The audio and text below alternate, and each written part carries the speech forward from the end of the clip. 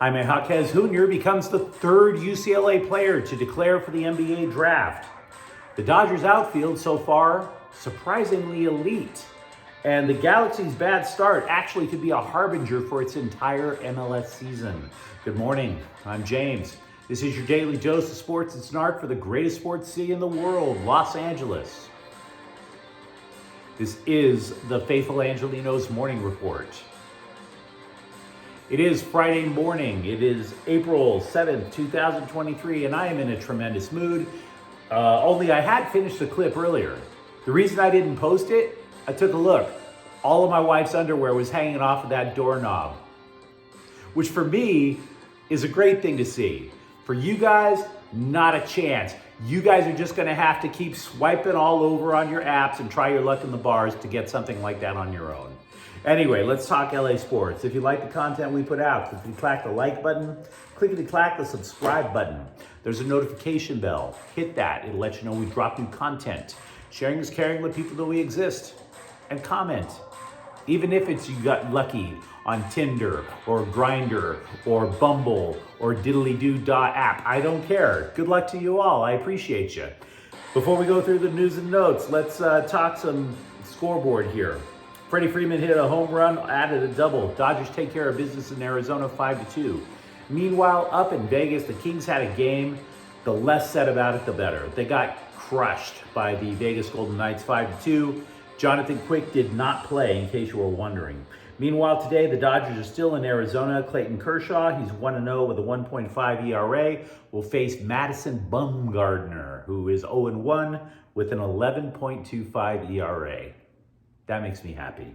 And Phoenix is in town to play the Lakers at 7:30. Anthony Davis is questionable. That means he's playing.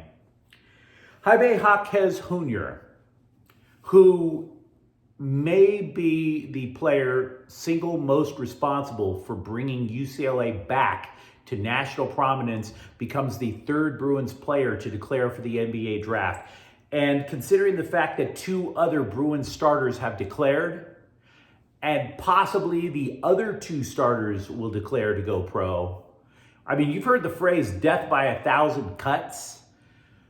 We knew that Jacquez was probably leaving, was like, what, 99.9% leaving?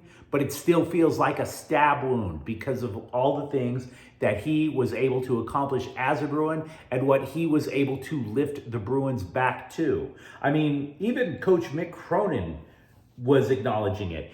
Cronin didn't recruit Jacquez. He was recruited by Steve Alford. But he wanted to be a Bruin so bad that he stayed with Mick Cronin despite the fact that UCLA was in the doldrums. And Cronin said that he based everything on Jacquez's competitive spirit and his toughness. Now, Jacquez was a consensus All-American, a Pac-12 Conference Player of the Year. He won the Lute Olson National Player of the Year.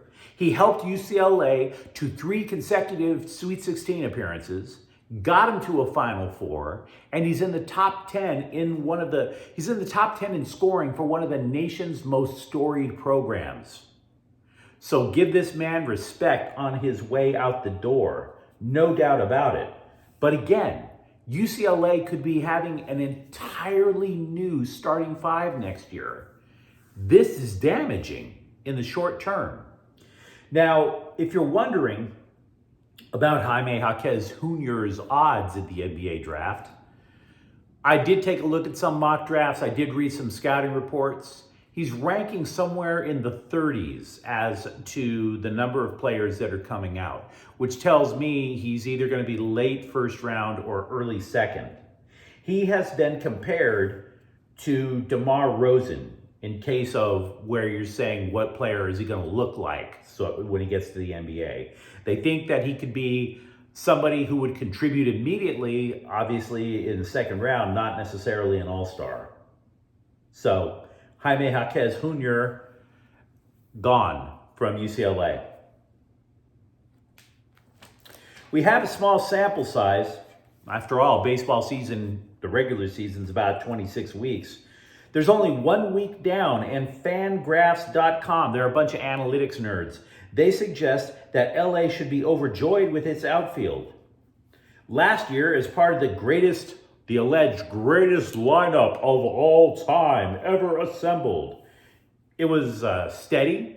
Well, you knew who you were going to be putting out there every day, and you knew that all of them were going to produce. You knew about Mookie Betts in right field. You knew the Dodgers had a former MVP in Cody Bellinger in center. And of course, in left field, it was probably going to be A.J. Pollock with Chris Taylor, who's had an extremely good career with LA, just subbing in for any one of the three when they needed the day off. Having said that, that's not the case now, because we know that Pollock is gone. We know that Bellinger is gone. As a result, look, we clown Dave Roberts a lot for micromanaging the pitching staff, but give the man his credit because he is getting great results from micromanaging the outfield. The Dodgers so far this year have had 5 different outfield combinations in just a little bit more than a week. 6 different people have played outfield so far. Now, there is a stat geek that analytics nerds love called wins over replacement. You've probably read about it. To be frank with you, I don't know how to explain it simply. Because wins over replacement, who are you replacing? It's an imagined player. That doesn't work for me. I live in reality. But having said that, the Dodgers outfield, when it comes to wins over replacement, is second in the major leagues. Yeah. So whoever the Dodgers have been throwing out there, theoretically, is more of a plus than the average baseball player or the average whatever. So you're talking about James Outman playing a ton of center field, by the way. We're talking about micromanaging the outfield. We all thought James Outman was going to be in left. He's been replacing Cody Bellinger so far in center. Jason Hayward, he's already topped his home run list his home run total from last year. He had 1 last year. He's already doubled that. Now, granted, it's just a week. Nobody's saying that Jason Hayward is going to hit 50 home runs. But we are noticing improvements from a Dodgers outfield that we didn't have a lot of confidence on at the start of the season. Shortstop Miguel Rojas might return to play tonight. He has been out since Sunday. He tweaked his groin trying to turn a double play. Chris Taylor has filled in the meantime.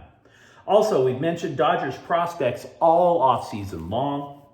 Consider for a moment Michael Busch, who plays for Oklahoma City, the AAA team. His bat is legit.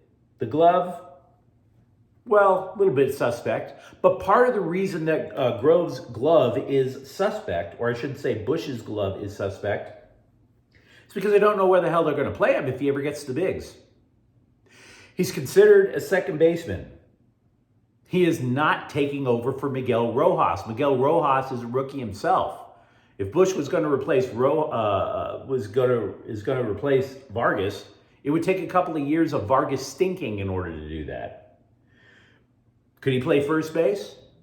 Theoretically, but not with the Dodgers. Freddie Freeman is not moving from first base. Well, okay, he's got a great bat and a suspect glove. What about DH? He's not replacing JD Martinez.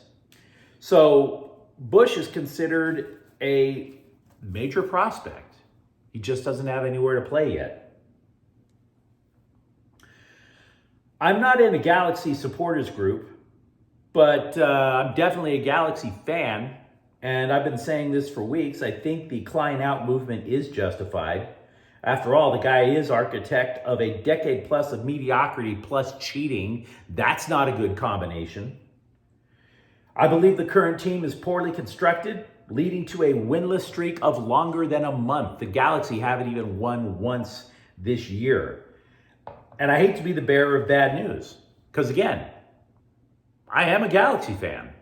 I've traveled to see the team repeatedly. I was in Portland to see them run around and not score 2 weeks ago. That was a fun little trip. Here's the point. Help is not on the way.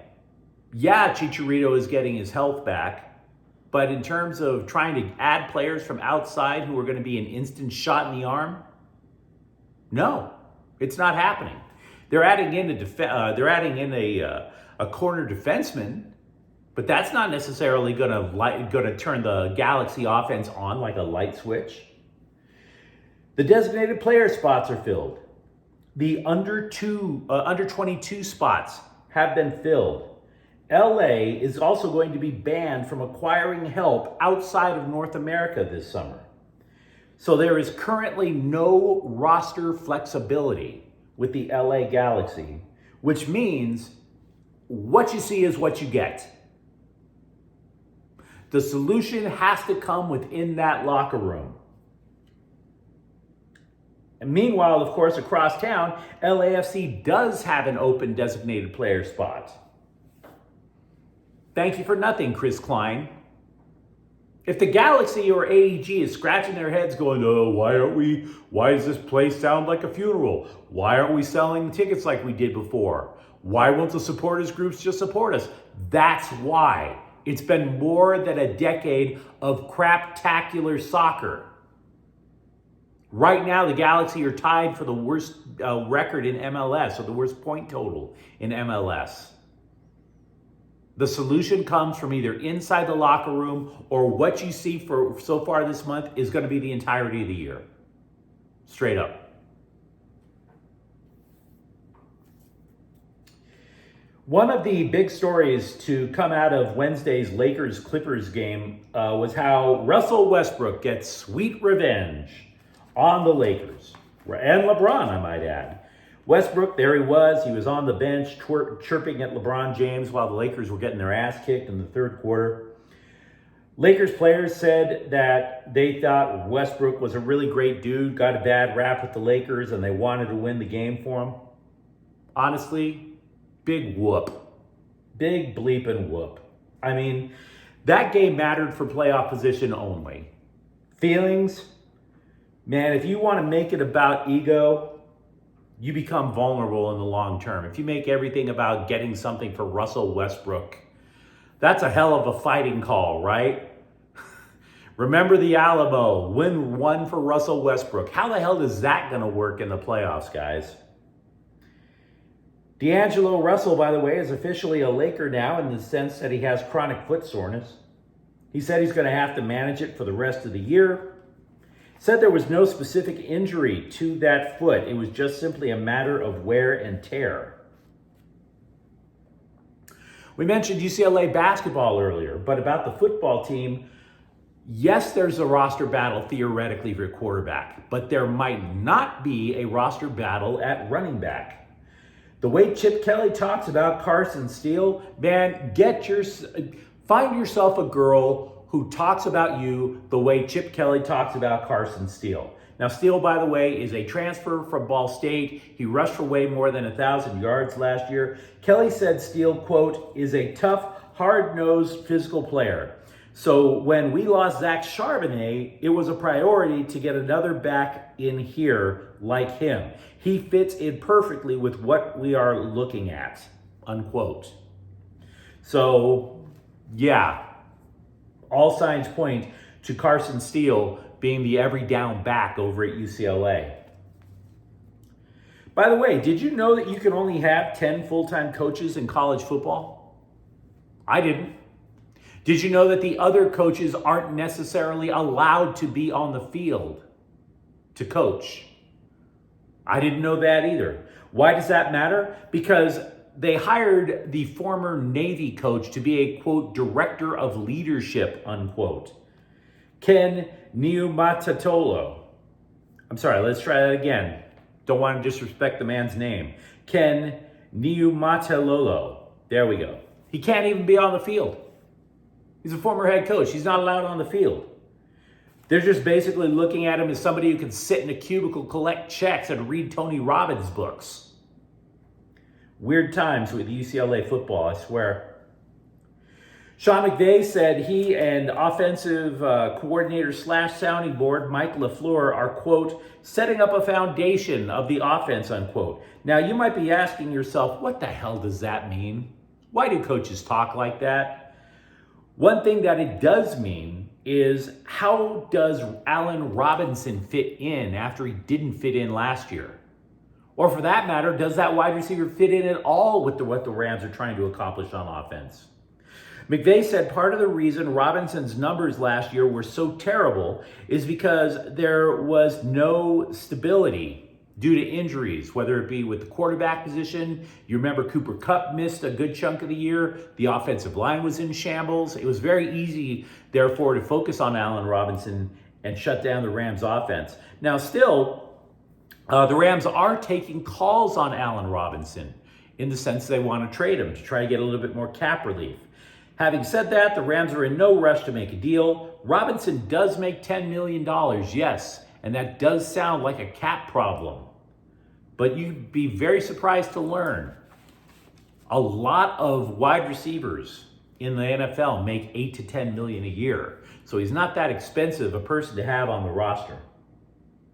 The Chargers have re-signed center Will Clapp. He is a backup. He did start 3 games last year, though, when Corey Linsley was hurt. So solidifying the Chargers' offensive line, I should say. But you let me know what you think in the comments thread. Tell me what your memories of are for Jamie Jacquez Jr.